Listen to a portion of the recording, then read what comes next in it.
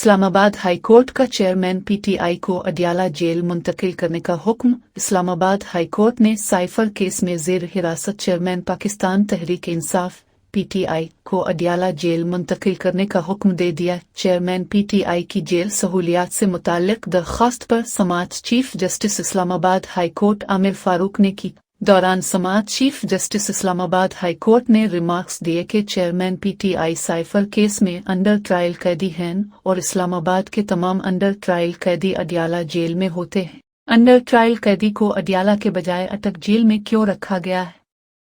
Justice Aamir Farooq ने कहा कि तोशा खाना केस में उन्हें अटक जेल रखा गया था, वो सजा मुअत्तल हो चुकी है।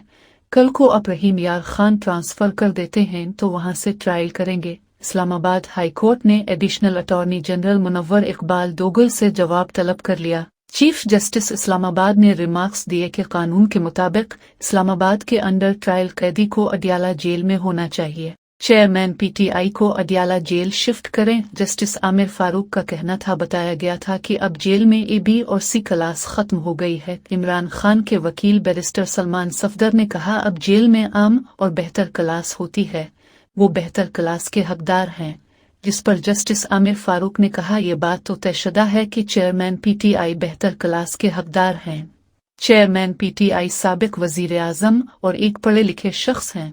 जेल रोज के मुताबिक वो जिन चीजों के हकदार हैं वो उन्हें मिलनी चाहिए। ऐसा नहीं होना चाहिए कि चेयरमैन पीटीआई की कोई हक तलफी हो। याद रहे कि चेयरमैन पीटीआई को तोशा खाना केस में 5 अगस्त 2023 को 3 साल कैद की सजा सुनाई गई थी और उन्हें लाहौर से गिरफ्तार करके अटक जेल कर दिया गया था। अटक जेल में ही FIA ने इमरान खान पर साइफर केस में भी गिरफ्तारी डाल दी थी। इस्लामाबाद हाई कोर्ट ने चेयरमैन पीटीआई की तोशा खाना केस में सजा मुअत्तल कर दी थी, ताहम साइफर केस में गिरफ्तारी की वजह से उनकी रिहाई मुमकिन न हो सकी थी।